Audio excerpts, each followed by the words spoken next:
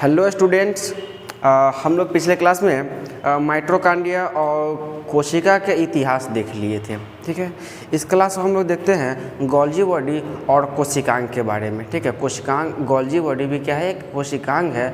और इसके अलावा भी और जो कोशिकांग है जैसे हो गया एंडोप्लाज्मिक रेटिकुलम हो गया, लाइसोसोम हो गया, राइबोसोम हो गया, इन सारे चीज़ों के बारे में अभी देखते हैं। ठीक है, फिलहाल देखते हैं। देखिए, ये जो आप एक पिक्चर देख रहे हैं, एक फ़ोटो जो देख रहे हैं, ये गोल्जी बॉडी का है। ठीक है, इसको हम लोग गोल्जी उपकरण भी कहते हैं। इसको हम लोग गोल्जी उपकरण, ठीक है,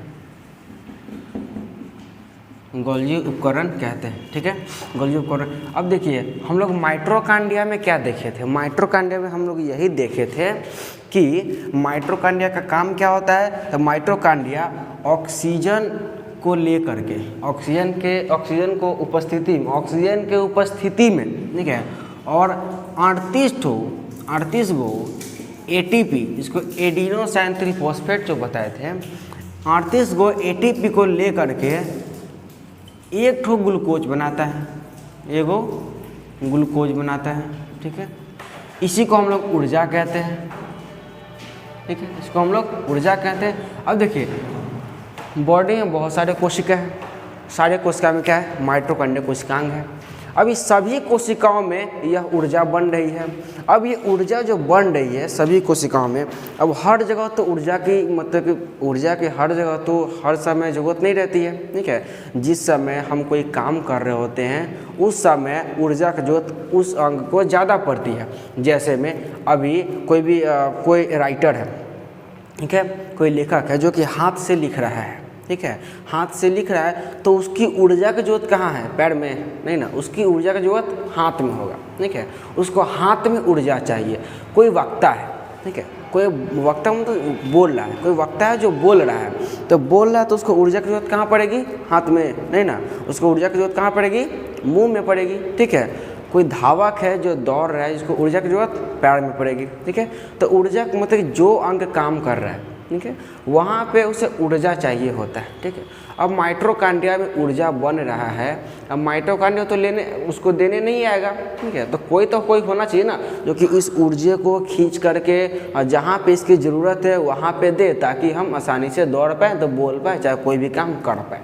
ठीक है, ये तो मान के चलो कि अगर हम जैसे हम हाथ से कोई काम कर रहे हैं, जैसे कि हम लिख रहे हैं और लिखते लिखते हाथ का ऊर्जा खत्म हो गया। ठीक है, तो लिखते लिखते हाथ क्या पड़ जाएगा, स्लो पड़ जाएगा, हम लोग नहीं लिख पाएंगे। ये कौन होता है जो इसको मेंटेन करके रखता है, ऊर्जा ला के देते रहता है ताकि हम आराम से लिख पाते हैं। ठीक है, 2 घंटा 2.5 घंटा जितना भी हो, जितना हो सके उतना हम लोग लिखते रहते हैं। आखिर कौन ऐसा काम करता है, तो उसी को हम कहते हैं गोल्जी उपकरण, जो कि इसी ऊर्जा को ये जो ग्लूकोज बना हुआ है, इसी ऊर्जा को गोल्जी उपकरण क्या करता है, उठा के ले आता है और ऊर्जा को दे देता है। ठीक है, तो उसी से यही ऊर्जा यूज़ हो जाता है। तो ये ऊर्जा को इसी क्या करता है, ये ऊर्जा स्थानांतरण का काम करता है। गोल्जी उपकरण क्या काम करता है, तो ये ऊर्जा स्थानांतरण, ऊर्जा स्थानांतरण।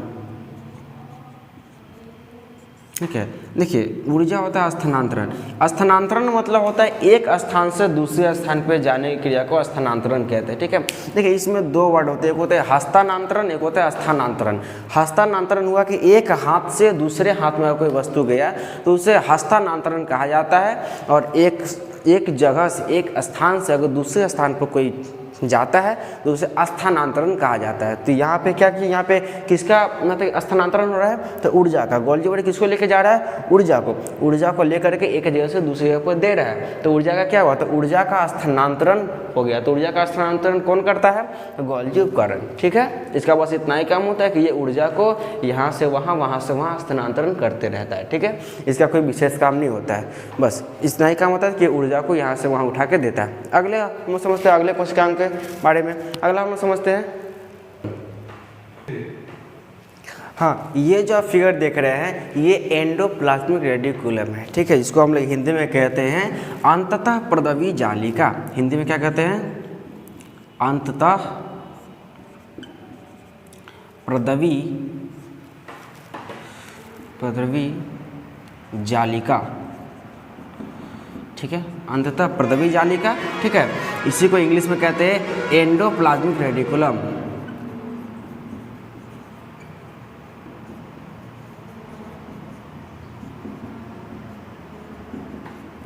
ठीक है, इसको एंडोप्लाज्मिक रेटिकुलम कहते हैं। इसी को शॉर्ट में ER लिखते हैं हम लोग, ठीक है, ER एंडोप्लाज्मिक रेटिकुलम, ठीक है, ER लिखते हैं शॉर्ट में। अब देखिए ये जो होती है एंडोप्लाज्मिक रेटिकुलम जो होती है ER, जिसको हम लोग शॉर्ट में लिखते हैं एंडोप्लाज्मिक रेटिकुलम, इसके दो भाग, ठीक है, इसके दो भाग होते हैं। पहला होता है SER, पहला SER, दूसरा होता है RER, ठीक है, ACR और RER। देखिए ACR मतलब हो गया स्मूथ एंडोप्लाज्मिक रेटिकुलम, ठीक है, स्मूथ एंडोप्लाज्मिक रेटिकुलम यानी कि चिकनी अंततः पर्दवी जालिका, चिकनी अंततः पर्दवी जालिका। तो ये हो गया ये rough endoplasmic reticulum, rough endoplasmic reticulum मतलब कि खुरदुरा अंततः पर्दवी जालिका, खुरदुरा अंततः पर्दवी जालिका, ठीक है। अब हालांकि हम लिख देते हैं फुल फॉर्म, ये हो गया कि रफ, ठीक है, रफ एंडोप्लाज्मिक, ठीक है,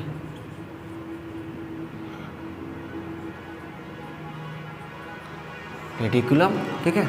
ये हो गया स्मूथ एंडोप्लाज्मिक रेटिकुलम, ठीक है, ये हो गया। ज़्यादा चल गया क्या? स्मूथ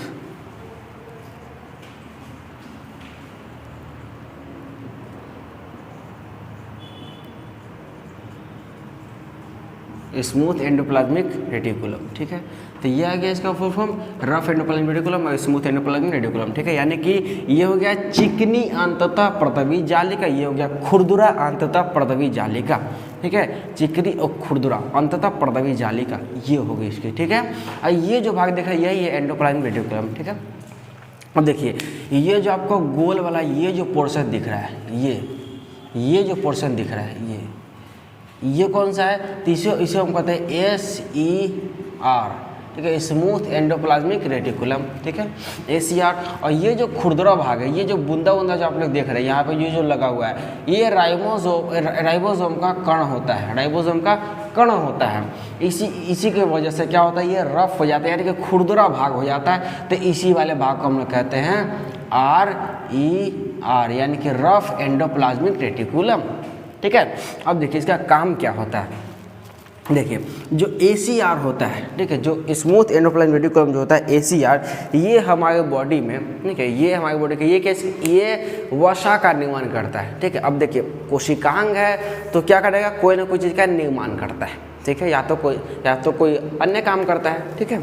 तो मेन चीज ये क्या है एंडोप्लाज्मिक रेटिकुलम, तो ये क्या है, निर्माण का काम करता है, ठीक है।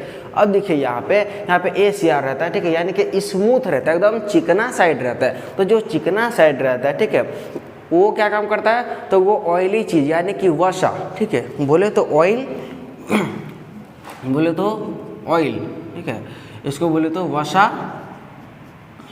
वसा, और उर्दू में बोले तो इसको कहते हैं चर्बी, ठीक है, उर्दू में चर्बी, ठीक है। तो ये क्या करता है, ये वसा का निर्माण करता है, ऑयली यानी कि ऑयल, वसा, चर्बी, इसका निर्माण करता है। किस साइड होता है, ACR यानी कि स्मूथ एंडोप्लाज्मिक रेटिकुलम के साइड में क्या होता है, ये ऑयली चीज़ का यानी कि वसा का निर्माण करता है, ठीक है, ये स्मूथ साइड में। उसके बाद RER, ठीक है, रफ साइड जो होता है ये, अब देखिए स्मूथ साइड यहाँ पे लिख दे रहे हैं, ठीक है, यहाँ पे लिख देते हैं, हाँ इसको हट एक मिनट यहाँ पे लिखते हैं, यहाँ पे ऑयल, वो तो वसा, और बोले तो यहाँ पे चर्बी। तो चर्बी का निर्माण कौन करता है, वसा का निर्माण कौन करता है, तो ACR स्मूथ एंडोप्लाज्मिक रेटिकुलम। उसके बाद RER आ गया, इसमें कौन सा होता है, राइबोसोम। ये क्या करेगा, तो ये प्रोटीन का निर्माण करेगा, ये प्रोटीन का निर्माण करेगा, ठीक है, इसमें हमेशा प्रोटीन का निर्माण होता है। ये प्रोटीन संश्लेषक होते हैं, ठीक है, ये प्रोटीन संश्लेषक। पूछा जाए कि प्रोटीन संश्लेषक कौन होता है, तो जो RER होते हैं, राइबोसोम जो होते हैं वो क्या होते हैं, प्रोटीन संश्लेषक होते हैं, ठीक है। राइबोसोम यहाँ पे लिख देते हैं हम, ठीक है, राइबोसोम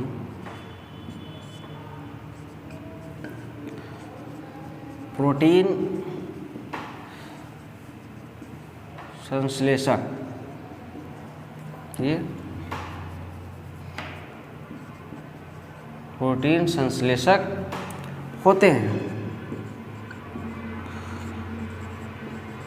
राइबोसोम प्रोटीन संश्लेषक होते हैं, ठीक है। उसके बाद तो ये प्रोटीन का निर्माण, प्रोटीन संश्लेषण मतलब क्या होता है? प्रोटीन का निर्माण, ठीक है। तो राइबोसोम क्या काम करता है? तो प्रोटीन का निर्माण करता है। और ये किस साइड होता है? तो ये RER के साइड होता है, यानी कि रफ एंडोप्लाज्मिक रेटिकुलम के साइड होता है। इसको हम कहते हैं RER, यानी कि रफ एंडोप्लाज्मिक रेटिकुलम, बोले तो खुरदुरा अंततः प्रदवी जालिका, ठीक है। इसको हिंदी में क्या कहते हैं? खुरदुरा अंततः प्रदवी जालिका, ठीक है। ये जो होता है ये रफ साइड होता है, ठीक है। इसको हम कहते हैं रफ साइड। ये रफ क्यों होता है? क्योंकि इसमें राइबोसोम का कण लगा होता है। ये छोटे छोटे बूंद देख रहे हैं, ये राइबोसोम है, ठीक है। इसको हम राइबोसोम कहते हैं। राइबोसोम का कण लगा रहता है, इसीलिए इसको ये खुरदुरा भाग होता है, खुरदुरा, इसीलिए इसको हिंदी में कहते हैं खुरदुरा अंततः प्रदवी जालिका। इसको इंग्लिश में कहते हैं इसको इनको कहते हैं रफ, ठीक है, रफ एंडोप्लाज्मिक रेटिकुलम, ठीक है। यहाँ पे गलत लिखा गया था, रफ एंडोप्लाज्मिक रेटिकुलम, ठीक है। ये क्या करता है? प्रोटीन संश्लेषक होता है। और ये ACR होता है, ठीक है, स्मूथ एंडोप्लाज्मिक रेटिकुलम, जो कि ऑयली चीज़ का, यानी कि ऑयली का, यानी कि वसा, बोले तो उर्दू में इसको कहता है चर्बी। चर्बी का निर्माण करता है कौन? ACR साइड में, स्मूथ साइड में क्या होता है? वसा का निर्माण, और रफ साइड में प्रोटीन का निर्माण होता है, ठीक है। ये हो गया एंडोप्लाज्मिक रेटिकुलम। चलिए अगले कोशिकांग की तरफ चलते हैं, अगला समझते चलते हैं। देखिए ये जो आप इमेज देख रहे हैं यहाँ पे, जो बीच वाला, ये जो ब्लू कलर का ये जो देख रहे हैं बड़े वाला, ठीक है, इसको हम लोग कहते हैं वैक्यूल्स, ठीक है। ये कोशिका के भीतर की एक कोशिकांग होती है, इसको हम लोग कहते हैं वैक्यूल्स। इसमें क्या होता है? तो इसमें जल संग्रहित रहता है, ठीक है। हम लोग को पता है कि हमारे जो बॉडी बनी है, ठीक है, हमारा जो शरीर बना हुआ है, चाहे पेड़ पौधा हो चाहे हम लोग हो, जो शरीर बना होता है उसमें लगभग 65% सिर्फ जल से ही भरा रहता है। वो 65% सिर्फ जल से ही भरा रहता है। तो अब मेन चीज़ है कि अब इतना ज़्यादा जल, मान के चलो सपोज एट अगर ले कि कोई आदमी अगर 10 किलो का है, तो मैं बोल दूँ उसको कि भाई तुम्हारे अंदर 6.5 लीटर पानी है, ठीक है, तो स्वाभाविक बात है कोई विश्वास नहीं करेगा, ठीक है। उसके अंदर बोल दे कि भाई तुम्हारे अंदर 6.5 लीटर पानी है, पानी से ही भरा हुआ है, तो स्वाभाविक बात है कि वो नहीं मानेगा। लेकिन उसको अब बताएं कैसे? अब यहाँ पे अब मेन पानी आखिर है कहाँ भरा हुआ है, आगे हम देखते हैं कोशिका में, ठीक है। तो पानी पहला तो जो हम लोग शुरू में जो कोशिका पढ़े थे, ठीक है, कोशिका के अंदर, ठीक है, मान चले बहुत सारे कोशिकांग है, ठीक है, बहुत सारे कोशिकांग है। और ये कोशिकांग अगर देखिए, अगर कोई भी इंसान चाहे कोई जानवर, मेन चीज़ होता है कि अगर कोई इंसान या फिर जानवर अगर चल रहा होता है, यहाँ से क्या होता है, इंसान एक जगह से दूसरे पे जाता है, ठीक है। जब एक जगह से दूसरे जगह पे जाता है तो क्या होता है कि वो अपना स्थानांतरण करता है, ठीक है, जाता है। तो हो सकता है कि कोशिका के अंदर क्या है, बहुत सारे अंग हैं, ठीक है।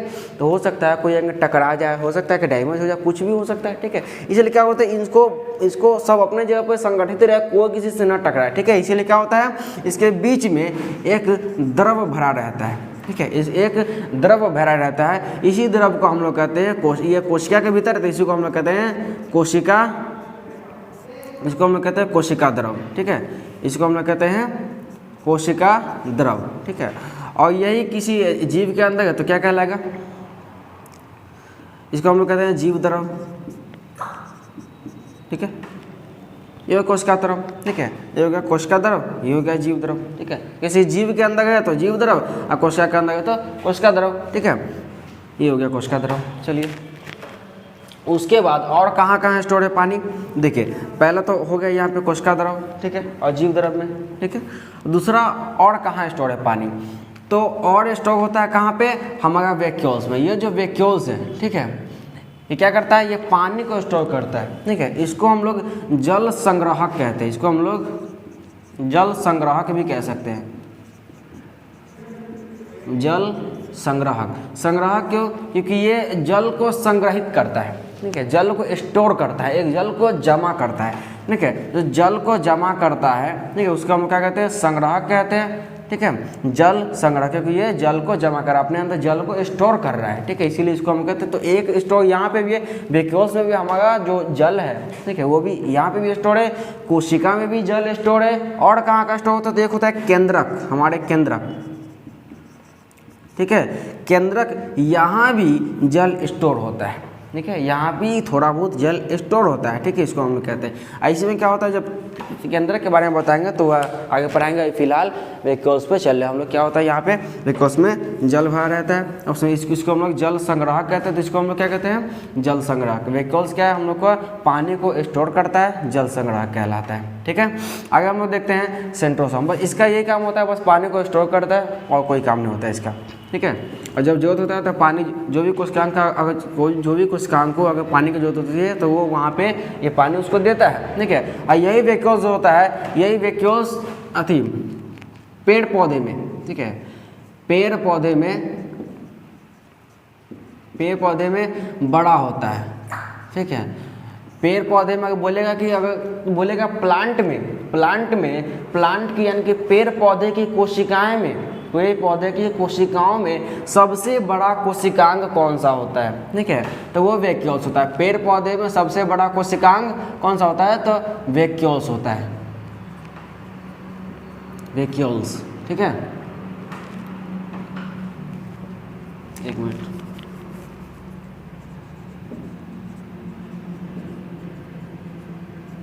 वैक्यूल्स होता है, ठीक है। पेड़ पौधे में सबसे बड़ा कोशिकांग वैक्यूल्स होता है, ठीक है। और मानव में सबसे बड़ा कोशिकांग केंद्रक, ठीक है। मानव सबसे बड़ा कोशिकांग केंद्रक होता है, ठीक है। और एंडोप्लाज्म रेटिकुलम, ठीक है। देखिए ये जो आप जो इमेज देख रहे हैं इसको हम लोग कहते हैं सेंट्रोसोम, ठीक है। इसको हम लोग कहते हैं सेंट्रोसोम, ठीक है। ये हो गया सेंट्रोसोम।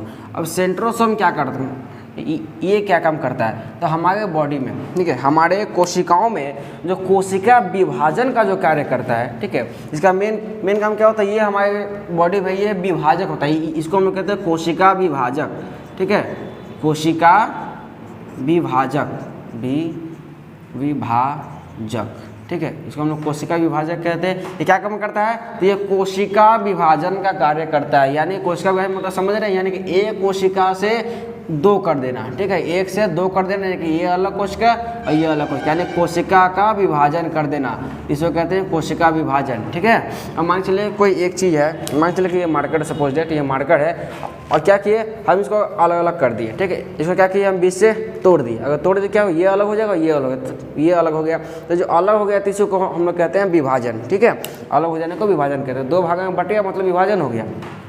तो ये क्या काम करता है, ये क्या काम करता है, तो कोशिकाओं का विभाजन करता है, ठीक है। इसीलिए इसको हम लोग कहते हैं कोशिका विभाजक, ठीक है। कोशिका विभाजक कहते हैं क्योंकि इसके द्वारा कोशिकाओं का विभाजन होता है, एक से दूसरे कोशिकाएं बन पाती है, ठीक है। तो ये प्रोसेस कितना देर का रहता है, देखो सब में अलग अलग आता है, हर कोशिका का टाइम अलग अलग होता है। मेनली क्या होता है कि मानव में 24 घंटे का ब्रेक लेता है, ठीक है। 24 घंटे में कोशिका विभाजन होता है, मानव में 24 घंटे में कोशिका विभाजन होता है, कोशिका विभाजन, ठीक है। उसके बाद ये जो होता है क्या, ये कोशिका विभाजक है, और 24 घंटे के अंदर क्या है, मानव में कोशिका विभाजन होता है, लेकिन सभी कोशिकाओं का समय अलग अलग होता है, ठीक है। चलिए आगे हम लोग देखते हैं लाइसोसोम को, ठीक है।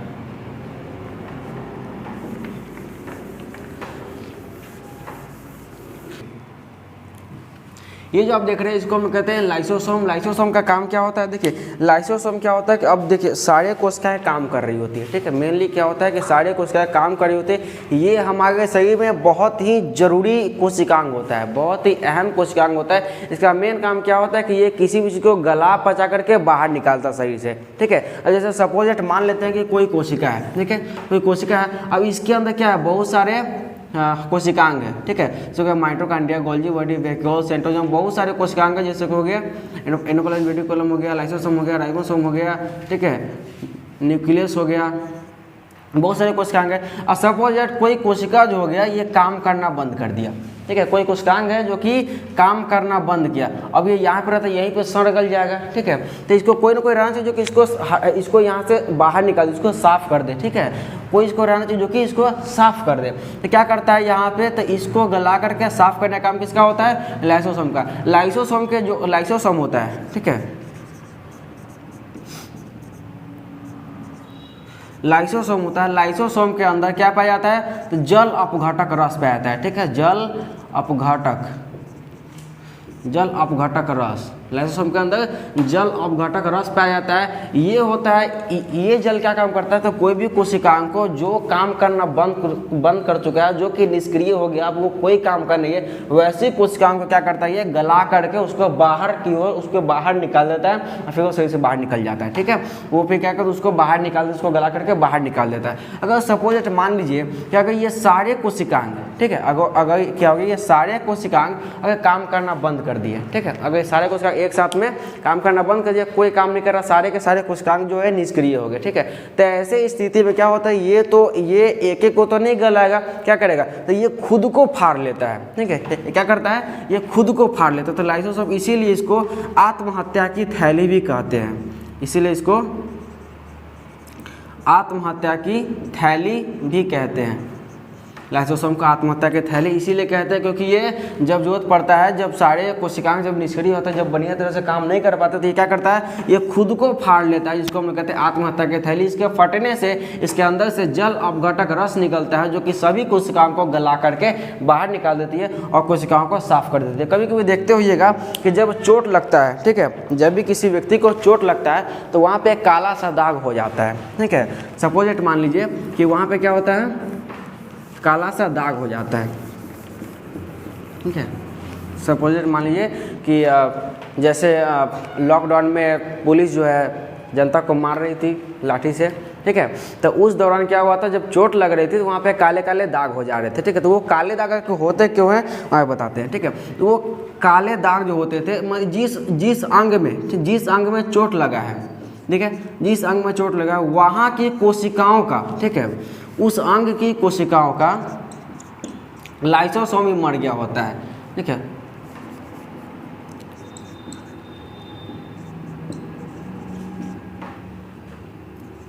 इस अंग की कोशिका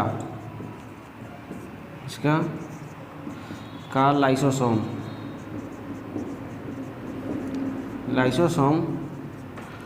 मर जाता है, जिसके कारण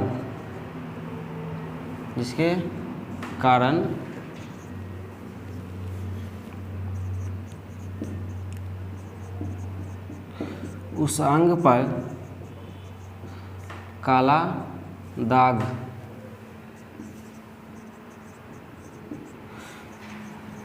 दिखने लगता है। ठीक है, जहाँ पे चोट लगता है उस कोशिका के अंदर का लाइसोसोम मर गया होता है, उसको चोट लगने से क्या होता है, लाइसोसोम में ब्लास्ट होता है, फट जाता है, मर जाता है। ठीक है, जब वो मरता है तो सारी कोशिकाएं मर जाती है। ठीक है, उसकी जो मतलब कि सारी कोशिकाएं नहीं, जिस कोशिका का लाइसोसोम मरा है वो कोशिका पूरा मर जाती है। तो सारी मरी हुई कोशिकाएं ज़्यादा मात्रा में एक जगह पर इकट्ठित रहती है, सारी मरी हुई कोशिकाएं बहुत ज़्यादा मात्रा में एक जगह पर इकट्ठी रहती है, इसीलिए हम वहाँ पे